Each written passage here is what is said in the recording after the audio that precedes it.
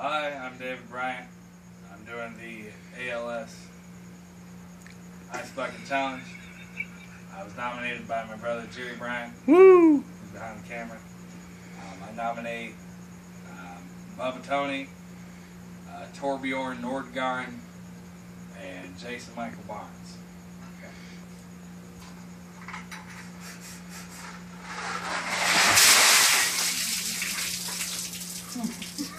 Attaboy.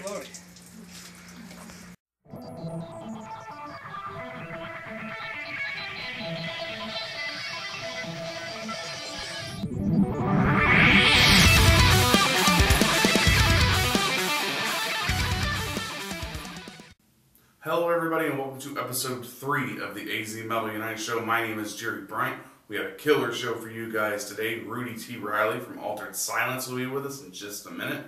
But as always, before we get to that, make sure you go by their Facebook page. The link will be down in the description as their Facebook link is about this long for some reason. So click on the link in the description and go there. Also, check out AZ Metal Unites at facebook.com/AZ Metal Unites and visit our brand new website at azmetalunites.com. Thanks guys, enjoy the interview. Hey everybody, please welcome my co-host for the show, my brother Bobby Bryant. How are you doing today, sir? Doing good. Word. Good. Word. Now please welcome our guest to the show, the bassist of Altered Silence, Mr. Rudy Reilly. How's it going? Ooh. Good. Boo, really? Outside, no knives. You don't think I'm not going to give you shit during this interview? No. First off, congratulations on tying the knot. Yep. Newlywed right here. What was that week like? I don't remember much. I can imagine. My liver is still hurting. Yeah. But everything went well, I assume. It went amazingly, and it was like the ceremony itself was like, I don't know, maybe 20 minutes. It felt like 2 minutes. It went by so damn quick. Right. The whole weekend went by so quick. I mean, it was insane. It was fun. That's awesome. We had Danny, who everyone knows knocked out Danzig. He was our master. Rich from Pelvic Meatloaf was our master of puppets, as we call him. He did all the music and DJing. And, Byron from Pelvic was my best man. Elle from Insight was one of my groomsmen. Shawnee from Play for Blood. Curly, who one of my best friends forever. Court of Fu Manchu, Life of Agony. He was there. Kowalski from N17 and Hogjaw. Yeah. And Stephen Poff, who Animus Complex and Dresden and what the hell was the last band he was in? Anyway, he don't play in a band right now, so I guess he's officially kind of. But yeah, it was a great day. I think you just named off the entire AZ metal scene in that little. Kind of, yeah. We had 200 guests. Oh, that's crazy. 200 fucking Awesome. guests. Yeah. And then how was the show after that? That was amazing too. I have, I do it right now. Vivicide, Saint Madness, Pelvic Meatloaf, Element A440, Sectus, ourselves. We played at like 6:30 so that my family could see. Yeah. The Blues is not an all ages venue, but so that my 5-year-old and 9-year-old nieces could see. We played at 6:30. Mm-hmm. The family was all out there, and then we left so the rest of the night can continue. And why do I feel like I'm leaving the band out? Discordant. Mm-hmm. It was a fucking hell of a night. Yeah. It's awesome. I think throughout the night there was like 500 people in there, which, Wow. yeah. I know at 9 o'clock they'd already had 300 people come through the door. Wow. So yeah, that was an amazing night. And so obviously Altered Silence is doing good. Do you guys have anything else coming up? We're playing Friday, September 12th at Krabby Don's with Discordant again. Mm-hmm. I can't off the top of my head remember the rest of the lineup. I feel bad about that, but We'll include that in Yeah, the awesome. post this. So. yeah. So that'll be a great show. We played Krabby Don's in December, had a great time, and I look forward to doing it again. Yeah. Been a long, we haven't played the East Valley. Well, actually, no, I lied. We did play with Flotsam, but we haven't played the East Valley enough. It'll be good to get back there. Yeah. You guys recently had some lineup changes, right? Yeah. February, James left the band. He was the second singer. And Ryan Schwartz left the band the next day, which he had good reasons for leaving, and he definitely wasn't at a point in his life where he could go through kind of looking for a new singer and all that. Yeah. So we gone back to the one guitar lineup, which everyone knows I love. Yeah. I can turn my bass up louder and dirtier. You know, a lot of people may not know, but you have to really dumb it down when you're competing with two guitars. Yeah, definitely. And when you only have one, you can definitely add in some different sounds. You can play differently.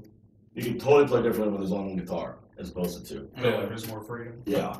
And we got really, really lucky finding a new singer. I posted a Craigslist ad, and after I got done doing all that and improving it, I decided to, do a look for other posts. And one guy popped up, I sent him an email, and just something about, it sounds dumb, but the picture, I was like, I think that's going to be the guy. It was just it was just a picture, like a headshot with him and the microphone screaming into it. There was something about it, and we talked through emails. And we tried out like 5 or 6 people. And every time he came down, the first interview he came down, he had 2 songs almost down. Wow. And one of them was Stitches, which we gave everyone Stitches to learn. Stitches is one of our favorite songs, but it's kind of a weird one, and so many people had problems grasping it. Yeah. The timing on it is weird. Like to begin with, you got to time yourself one for the drums, and then you got to completely change it up and go to the guitar. And he nailed it like every time. He had 4. We know after the second tryout he was our guy, but we wanted to give a few other people because some of them we'd known for a while. Yeah. We wanted to give him the opportunity, and in 4 tries he had 8 songs down. Wow. That's awesome. And we just all clicked together, and it's been amazing having him. And he only lived here like 5 weeks. Oh, really? Yeah. He had lived in Ohio before that, and then like a year or so in North Carolina. Moved out here, and it's been great. It's a complete fresh, a breath of fresh air. Yeah. It's really, and the whole, going back to our power trio type lineup, everything's just meshed a lot easier. Yeah. Some people it'll make sense to, some it won't. I don't really know how to explain it, but it definitely feels better. Feels a lot better. I always find that's a lot more cohesive. I've played in both environments. I particularly like 2 guitars better because I like the more guitar-driven music, but I loved the tightness of just a singer, a lead guitarist, a bassist, and a drummer when I played like that in a couple other bands, and so yeah, I really like that cohesiveness. That it just makes it's like a tight fist, and it's like when you play live, it really comes across like that. It's like just so much, like you said, that power trio. It's just so much easier to get that just power out. I love my favorite bands of all time, whether they're a 4-piece or 3-piece, they had that power trio lineup.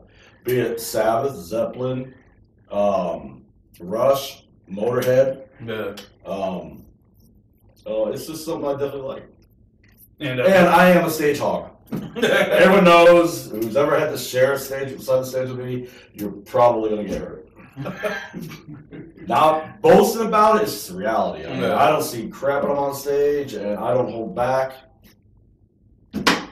I've heard a lot of people on stage and in the crowd, and myself. I've broken a finger, fractured a wrist on stage. It's just what it is what it is.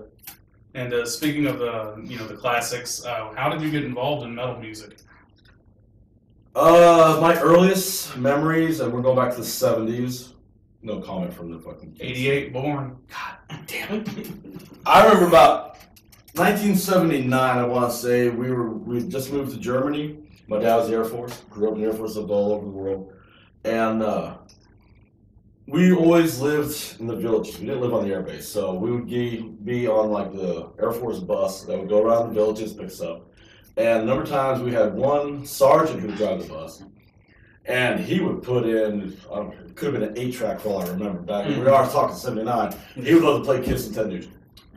That's what I'm talking about. And we had a neighbor, I was like 8 or 9 years old. We had a neighbor, and we're talking a small village of like maybe 1,000 people. Yeah. There was someone else who lived like 2 houses down. They were Americans too. And I remember his name was Tom. He was about 12 years old, and he loved Kiss. Yeah. And that's where I learned all about Kiss. That was one thing that stuck in my head. And Halloween, we would go out, we'd dress up as a Kiss with little rain boots on, and Mom would put glitter on them and everything. And so that was my introduction. And over the years, when you weren't even born, when MTV first came out, they would play horror time in Kiss makeup.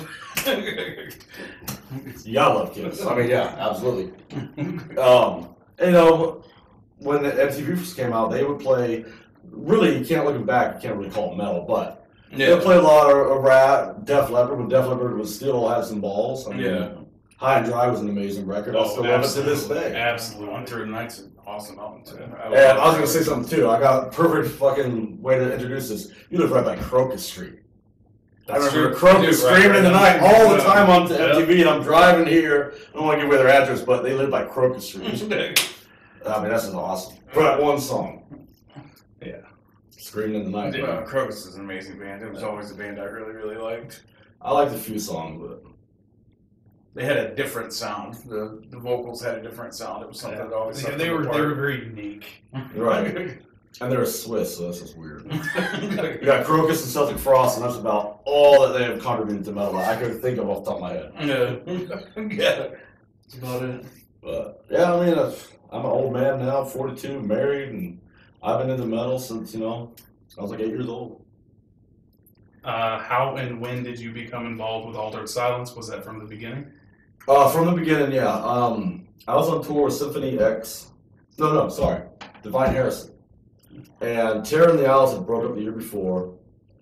And I just went all back into being a roadie, doing sound and touring and stuff. And Joe Shelton, who was the last singer of Terror in the Isles, which was me, him, Zach, who you already interviewed, Zeno, who used to be in Pelvic Meatloaf, and Byron, of course, from Pelvic. Joe sent me an email one day when I was out on the Divine Heresy Sworn Enemy tour, and we talked a number of times, and I'm like, man, I want to do this again. I want to play again. And he wasn't ready, and he sent me an email out of the blue. Let's do something.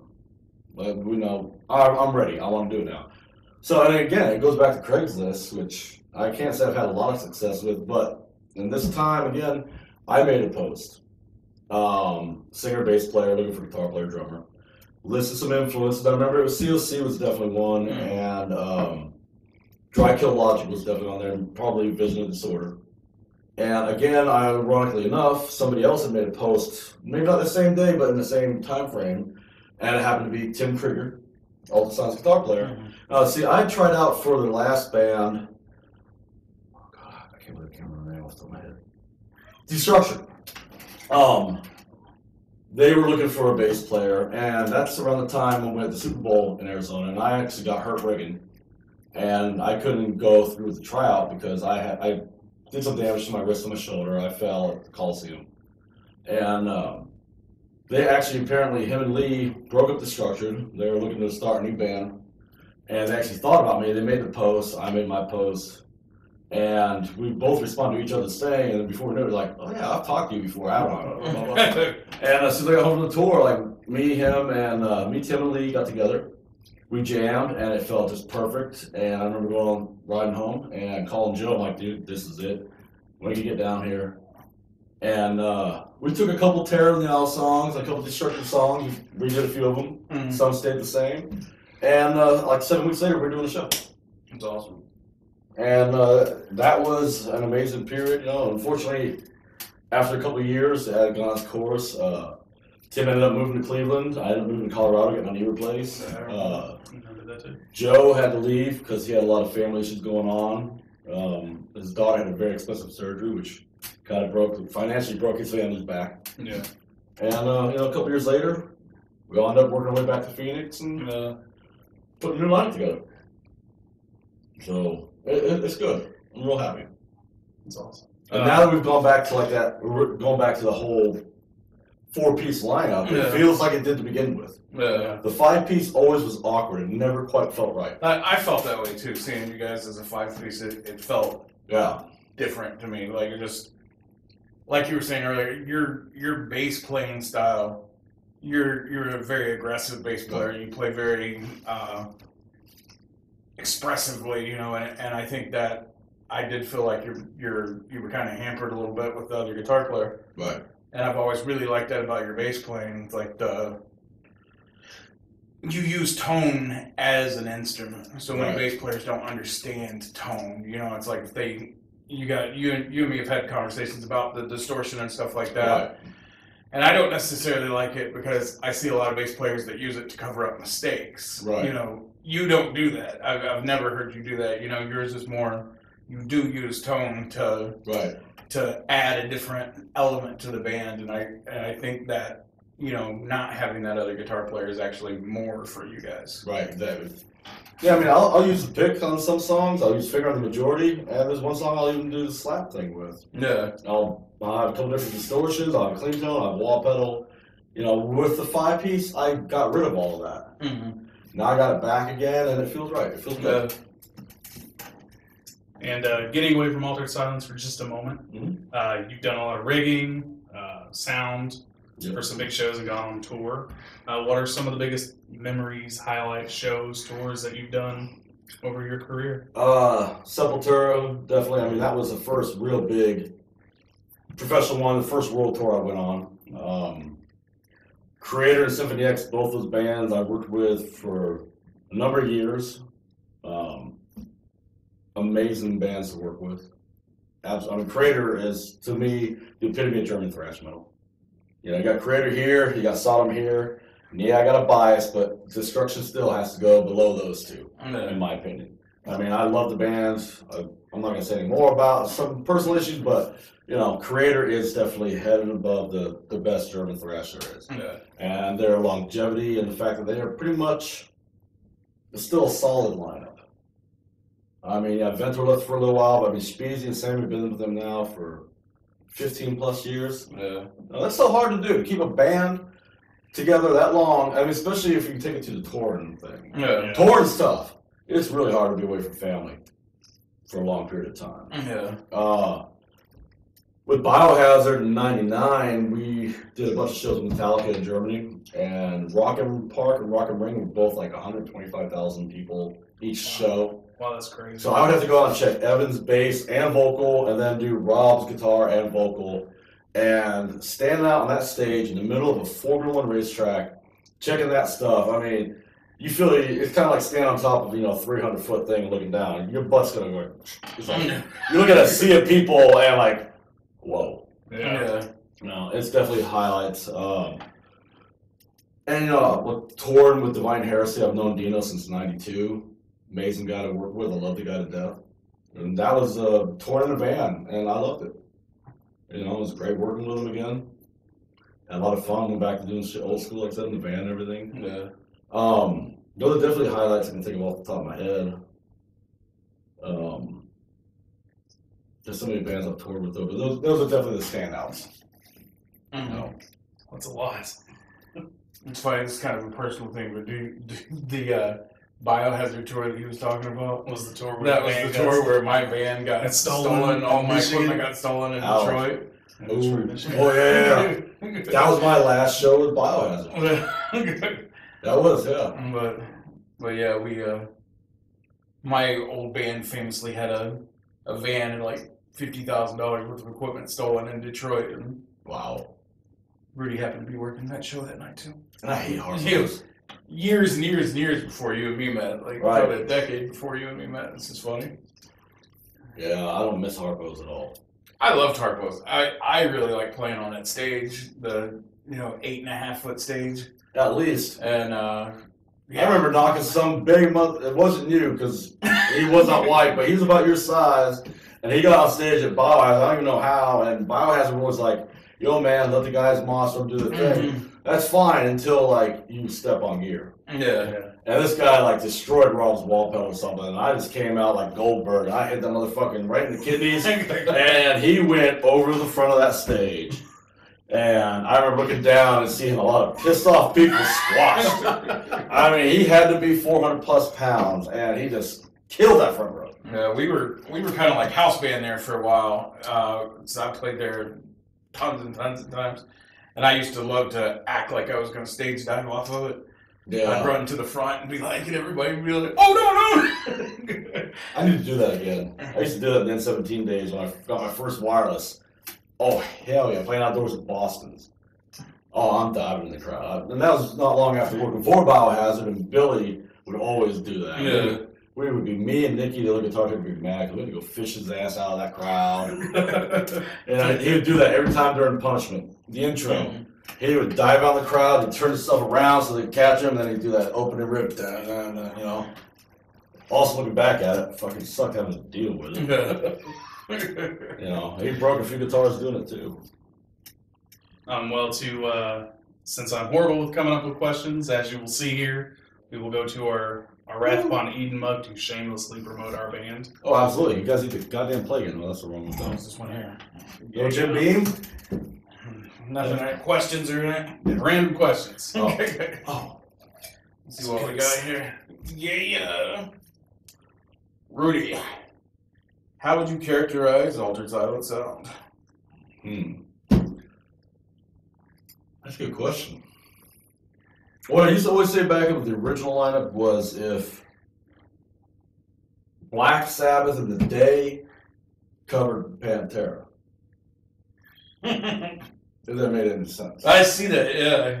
I see that. It's like we definitely looked for more of an older school sound, but with that edge that Pantera had. Yeah. With Michael, we're still just. I mean, he joined the band officially, I guess, April. And with my wedding and everything else going on, and I did the Mountain Dew tour, it's still kind of a process. I can definitely see some cool changes. I don't want to say anything right now, but on camera anyway. I don't want to look like an idiot in a few months, but I can definitely see some changes that will be a little bit more, maybe a little bit more atmospheric, still actually getting a little harder. Mm-hmm. Michael's got what Joe had, but he's also got some different things to it. He's got an amazing voice, clean, dirty.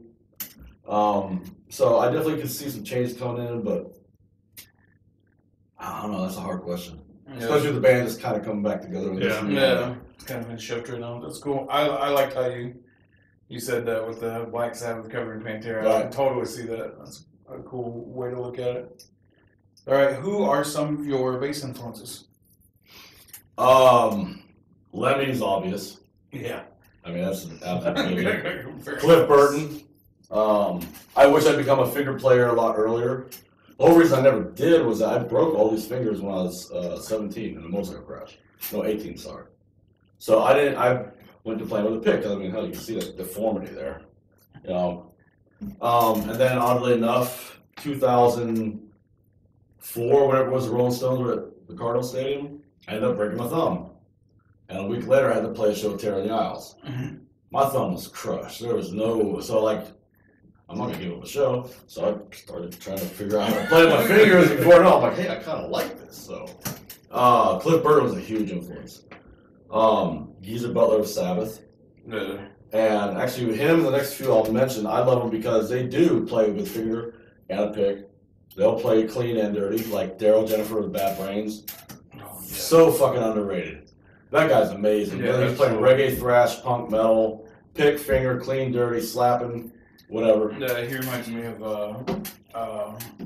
Billy Gold played for Faith. That was the next guy I was going to say, too.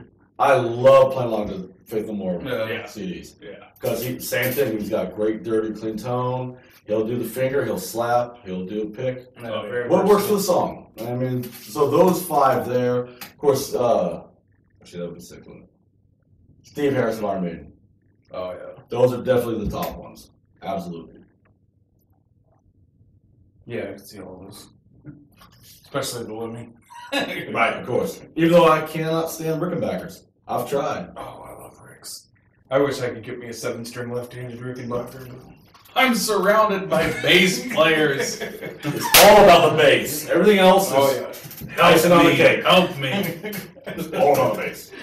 All right, what are some of your favorite bands of all time? Which you've already alluded to a little bit earlier. I have Deep Purple, absolutely.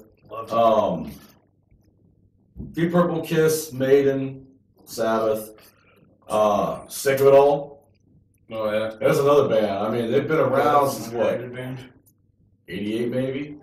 One lineup change. Yeah, that's crazy. That's just amazing. And consistently, whenever you see them live, I mean, last time I took my now wife Lori and her best friend Michael Citizen, if I said the name right, they'd never seen them. And they're opening up for Suicidal Tendencies. And they're all stoked. They love Suicidal. I'm like, you got no idea. Sick of It All is going to blow them out of the fucking water. And I got in there early, and I was talking to a few friends who were on tour with Suicidal. They're like, we don't think Sick of It All is going to make it. And I'm getting mad. Like, I do get hookups a lot with what I do. This was one show where I went out and I threw the money down. I'm buying tickets. Yeah. I am making them see Sick of It All. And I texted Donnie from the Marquee. I'm like, what, are they going to make it or not? He's like, they're absolutely going to make it, blah, blah, blah. And I kept hearing all these different things. And apparently they had broken down. The bus broke down between Albuquerque and Phoenix. And I'm mad. I don't even remember who was going on beforehand, but I'm just pissed. And God damn, I want to see them. They came in as the last band was ended. In a U-Haul van they rented with absolute minimal gear. They played through Suicidal stuff. And 25-minute set maybe. Yeah. They came in, they ran on stage, carrying a bass, guitar, blah, blah, blah, getting used to the gear, their gear to play through, and they came in and stomped ass. Wow. And they just killed it. And Lori and Michael were like, holy shit, I told you. Sick of It All, they should be way bigger than what they are. Yeah. They mad props to that band. I mean, they're amazing live, their records rule, they're killer people. Anyone's ever had a chance to hang out with them, they've always been amazing people. It's funny, the only chance I ever had to see them, they actually broke down, didn't make it. It was the Slayer Meshuggah tour back in probably 96, 97, somewhere around in there. Somewhere around there, yeah. And the night that I was supposed to see them in Knoxville, I think they were sharing a bus with Meshuggah or whatever, and it broke down. They didn't make it, so Slayer played alone. Wow. But yeah, that was the only chance that I ever had to see them. Yeah. So I've not got a chance to see them. Like a lot of new bands, they don't make it to the West Coast enough, for sure.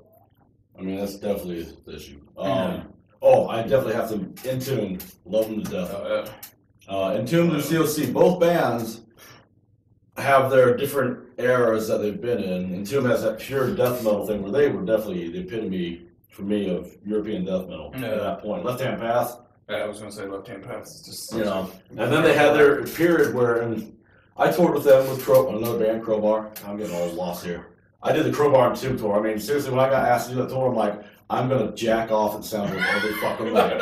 I didn't get the mix Entomb, but I watched them every night, and it's like, this is heaven to me. Yeah. Like Entomb, I know a lot of people that they like that beginning stage, but they hate the later stuff where they kind of went from that garage. Mm-hmm. I mean, they're like, we got rid of all that new equipment. We went back to old little Marshall half stacks and Sun bass cabs and using vintage Flying V's and stuff. They felt that they were so ripped off by so many people. Like, we do this, and there's 100 bands releasing the same kind of music. Fuck it, we're gonna change it up. And I love what they did. COC too, whether it's the classic 3-piece, doing the old punk style, or the Pepper years. I love them both. I think they're both amazing. And I know a lot of people that only like one or the other. What's your favorite COC album? Completely off topic, but I just have to. That's a tough one, man. That's a really fucking tough one. I feel like anybody that really likes COC, I think you have to know what their favorite album is. You know what? I would have to say, at one point, I would have said Blind. Yeah, that's what. Because when I first heard Vote with a Bullet, that was a pinnacle moment in life. That definitely was. But I also, years before that, I remember going back in Ipswich, in England, where I grew up. There was a sale at a little, their version of would be Stinkweeds here. But they had a couple of cassettes. Yeah, I'm all old. Don't judge me. This is around the year you were born. No, this is before you were born, if I remember right. It's either 87, 88, or 89. I got two, believe it was by Caroline Records, and they were both EPs. It was the Bad Brains, and I think it was Technocracy by COC. And those two things got worn the fuck out. So in a way, Technocracy, COC, that might, after all these years, probably my favorite. Yeah. Definitely brings back memories of a very great time. Yeah, Technocracy and Blind and then Deliverance are just masterpieces. All three of those albums are masterpieces. But, all right, sorry about this COC question. But it's okay. One of my favorite bands of all time too. Absolutely. You kind of touched on this, but how's the chemistry amongst the group in Altered Silence? Right now, it's awesome. Doing good. Word. Have you, since you guys moved back, like you were talking earlier about Tim moving to Ohio and everything, like, when you guys came back, was it organic? Did it feel right away, or did you have to work at it? When Tim came back, me, Lee and Ryan Schwartz have been jamming on trying to start a new project. Mm-hmm. And then Tim's like, I'm moving back to Phoenix. And cool, awesome, it's going to be great.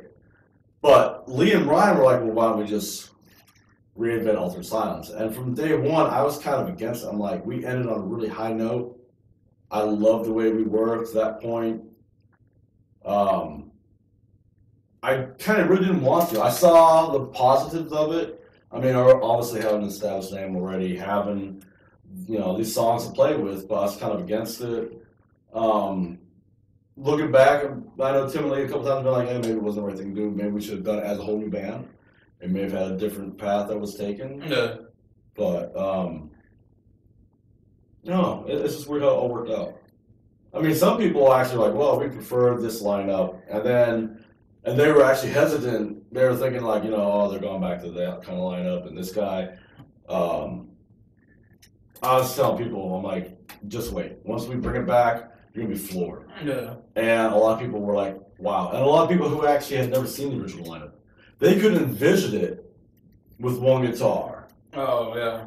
And they, at that point, preferred the newer stuff we'd written, which we don't play anymore, with the exception of one song, which is now Dark Horse. A lot of it just wouldn't work with the one guitar. Yeah. I mean, Wax was kind of a COC type song. It definitely was more along those veins. But it wouldn't sound right with a single guitar. And they're now like, wow, if this is what the original lineup was like, now they get it. Yeah. And it allows for a whole different chemistry on stage. If the way we play everything is different. Yeah. Back to the way it was. All right, last question here. This is an easy one. What was the first concert that you attended? I honestly have no idea. No idea. I honestly have no idea. Motherfucker. Yeah, I'm old. Yep. I wish I could remember. It would be somewhere in the early mid '80s. First concert I definitely remember that really sticks in my head, and it was when we first moved back to England. My aunt Elaine took me, pretty much against my mom's wishes, but she took me to Monsters of Rock. Mm. I want to say 86. It was Bon Jovi headlining. Dio was on there. Metallica. Anthrax. Cinderella. Oh, I love Cinderella. And I think I'm missing somebody. I'd have to Google that later, but Metallica was the worst sounding band of the day. And I definitely think they were completely fucking sabotaged. Mm. You're talking 86, Cliff Burton still in the band. Anthrax sounded better than them. That just, Cinderella had amazing sound. I get it, first band on the festival, you get a real sound check. Yeah. Everyone else really doesn't, but, Metallica at that point was at the prime of their career. Big Mick mixing them. He knows his way around anything. He's designed the Midas soundboards. Mm-hmm. And, it definitely sounded like somebody was fucking with shit. Huh. That sucks. That was definitely the rumors going around, and I could at some points I couldn't tell what the song I played. It was that bad. Wow, that's crazy. Huh. But that was definitely the biggest show I'd ever gone to at that point, and definitely one of my earliest memories. Yeah, it's cool. And since you do a lot of stuff around the local metal scene, you're in a band, you do the rigging and sound and all that stuff, you're a good person to ask what are your opinions on the current local metal scene. Okay, I'll start off on a negative note. And this is not current. This goes from the whole period since 1994 that I've been here. Phoenix has an amazing group of bands. And it goes through these weird cycles that really seem to fucking implode. I can't pinpoint on any certain person. Definitely the huge issues with venues in this town. Absolutely. Yeah. The way we're constantly losing them for whatever reason. Yeah. The last 5-6 years it's definitely been Horrible. a lot of it has to do with hip-hop shows and drive-by shootings. Yep. Then again, I think back to 1994, 95.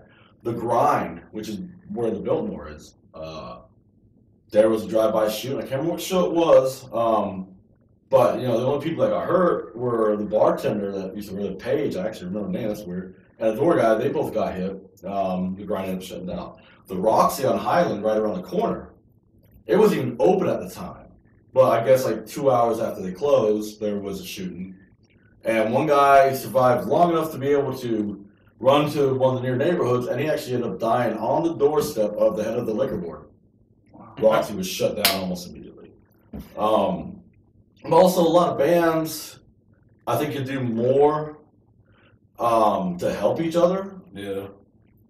I see waves where, like, there's a period of time where there's definitely that cohesive. And remember when we had that one show at the old clubhouse, another great venue, lost because of a drive-by shooting.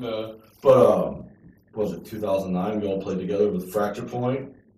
Is it the Fracture Point in Dresden? Autumn was on it.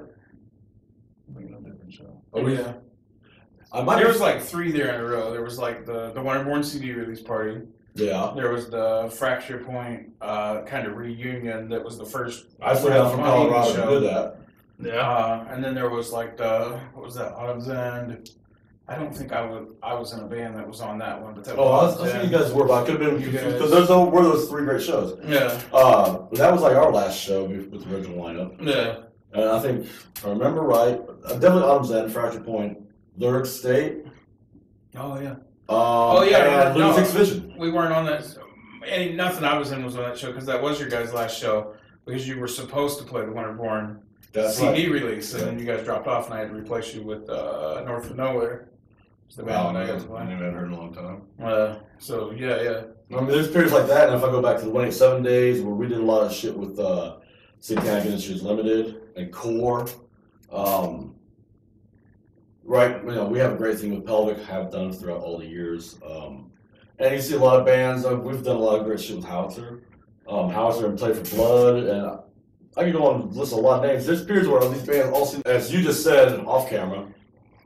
Technical difficulties. Yes, absolutely. Just, I'm a sound guy, and my window wires might go dead. It happens. I can break anything without touching it. There's periods where, like, the bands all definitely have that thing. We all drive each other. We all push each other. Yeah. And I can't pinpoint. I can't blame no one. I can't say exactly what happens. But then it seems like everything kind of goes away for whatever reason. And there's a period where that push, that support, just for whatever reason, goes away. Yeah, and I brought this up with Zach on the other interview, but I was saying that time, like we were just talking about, where it was, we were all doing really well. There was a bunch of bands that were doing really good in the scene. It was Altered Silence, Blackened Skies, Archaic Succession, Winterborn, Fracture Point, Dresden. All of these bands were doing like great. And we were all friends. We would go to parties together. We had barbecues and shit. And I mean, everything was like I said, the scene was just ascending. It was like perfect. Right. And then every single one of those bands fell apart. I don't know why. It just seems weird. But I think, again, I said this kind of in the interview with Zach, but I think what happens is everybody's bands are doing well, and that takes competition away. Then these bands start breaking up, and everybody starts rushing to put a band together to grab that fan base. Yeah. And then it becomes competitive. Then all of a sudden it's like these new bands that are popping up that are all of a sudden, then you're jockeying for position. Right. Everybody's trying to have their band be the big band in town instead of when the scene is just a collection of bands, and you have those shows like we were talking about where it was just like, you get them confused because it was like 5 or 6 shows that were just, every night, 600 people in there. A lot of the bands were the same, and it was just like amazing nights, night after night after night. And it just cycles out to where it just feels like those are gone, and then it's bickering and competitiveness and backstabbing, and it's weird. Yeah, I would say to every band in this town, we went through this at the end of the last lineup, and we definitely have done it with the new lineup. Like, we finally got off our butt, went up the hill to Prescott. Played the drummer last. Couldn't even fit on the goddamn stage. I played first by the toilets. And I saw Lori getting some kind of steal from the pit. I had a wireless. I went out there and I played the rest of the show in the pit. And after that show, we were like, that was one of the most fun shows we've had in a while. It didn't have the big stage, the big PA, the big lights. I mean, you're talking about a kick drum mic and a couple vocal mics, stage volume. And, we did shows like the Yucca Tap Room with Tyler King. And we were the only metal band on. And there was, a complete punk band, a crust band, a stoner doom band. And playing in small venues without big PA, without big lights, run off the stage volume. And it was like, you know what? Everyone needs to go back to that point. Yeah. Everyone's got to once in a while. You got to play a garage party. You got to play a small bar. You got to do a show for free. You got to let it all go. It's amazing when there's no pressure. Yeah. And I'm going to step on a landmine, and I don't give a shit. Everyone knows I'm outspoken. Okay. But sometimes this pressure to have to sell tickets and all the crap that goes along with it, it'll ruin a band. It can ruin a scene. Every once in a while, you don't have to do it all the time, but book a show at the Yucca Tap Room or go up to the Drunken Lass in Prescott. Play bare bones. Yeah. Play for the hell of it. Yeah. Don't worry about merch. If you want to bring it, fine, bring it. Don't worry about how many tickets you got to sell. And you might find yourself at the end of the night actually being very highly rewarded. I'm not going to say you're going to guarantee you make money or something. Yeah. You can make a whole new fan base. You can find a bunch of punk fans around there. And my good buddy who I've known since my Cause for Alarm days back in New York was like, you know, I'm not big on metal, but you guys are actually pretty good. And that was with that lineup, which was definitely the most metal of the lineups in a good way. I can't wait for him to see the new lineup. Yeah. But yeah, it's amazing when you can do a show without that pressure on you. It's very rewarding. It's definitely something that a lot of bands need to do. Say fuck it, everyone. You know, once in a while, we're gonna go play a punk bar. We're gonna play the Road. We're gonna play the Yucca Tap Room, or whatever. And don't worry about your light show. Yeah. Your stupid little stand on boxes with the lights inside them. Forget your fucking backdrop or your fucking scrims. Go out there and just do it for the hell of doing it. Yeah. And I guarantee you, if a lot more people do that, that'll probably have a huge effect on the scene. I guarantee it. Yeah, those are always feel good shows. Like the scenario which they usually pop up kind of sucks because it's usually those nights you walk into a venue you've never been out or whatever, and you're like, this is gonna suck. Like from the second you walk in, you're like, this is gonna be horrible. Then, like you said, you end up having more fun than you've had in years playing that show because that pressure's off, you know. And you know, it's like I've had bands where it's like we played on stages where we were shoulder to shoulder all night. Mm-hmm. You know, could barely move, and then you get done, you're like, man, that's the best we've sounded in fucking years. Yeah. You know, so I definitely agree with that. Yeah, and I personally say that more bands should do that once in a while. Go back into the fucking Skid Row gutter. Yeah. You know, and I guarantee it's worth it. It'll bring a lot of egos down, I think, too. Yeah, I think a lot of bands I know that, I don't want to call out one of my old bands, but I will. With Winterborn, I think one of the big things that derailed us was it wasn't fun. We were so worried about being good and professional and perfect all the time. You know, it was always about, you know, being like shooting to be kind of radio friendly and marketable and stuff like that. And at first, when you're putting everything together, it's like, yeah, this is cool. But then when you get there, it's like nothing is ever good enough. Right. Pressure's always on. It's never rewarding. You know, it's like I remember we played our CD release show. We had 650 people in the clubhouse. You know, and that still didn't feel like it was good enough. It's like it didn't. Right. Every little single thing didn't happen like we wanted to. So at the end of the night, it still kind of felt like failure. Yeah, that's a horrible feeling. So I think bands need to step back and take that pressure off and realize that music should be fun, you know, and you should be doing it for the love of music and stuff like that. And you know, like you said, you got to eat that humble pie every once in a while, you know, and just absolutely. You know, there's definitely a period of time where, I mean, not that I really want to do it, but a lot of times I will book shows or whatever. People come to me to set some of the Ultra Silence, and you know, definitely a few years back, people are like, oh, we want you to play this place, but I'm like, man, I ain't got no PA worth shit. Yeah. I got a bigger PA in my band room. That would be my mentality. And you know what? I definitely will not approach it that way anymore because some of these shows, they have, you know, small little PA. They don't have subwoofers. It's like, you ain't got subwoofers, but how's my bass? Well, yeah. You know, it's got to be able to kick their own bass. And that's my sound guy thinking that. Fuck that shit, man. Mm-hmm. Go out there, have fun, tear it the hell up, play to 50 people, whatever, a small venue. It is so rewarding. And more people need to do it, without a doubt. And we need to wrap this up, but no. we can talk to you for 3.5, 4 hours all day. Though I do have to go work for Rascal Flats, that's right. I said, and my New Kids on the Block shirt.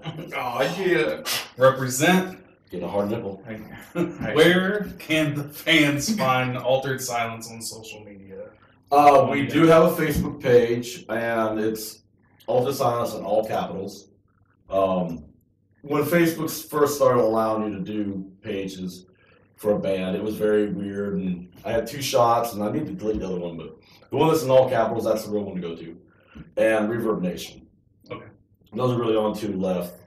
You know, MySpace ain't worth a shit. Band page, I think, is gone completely.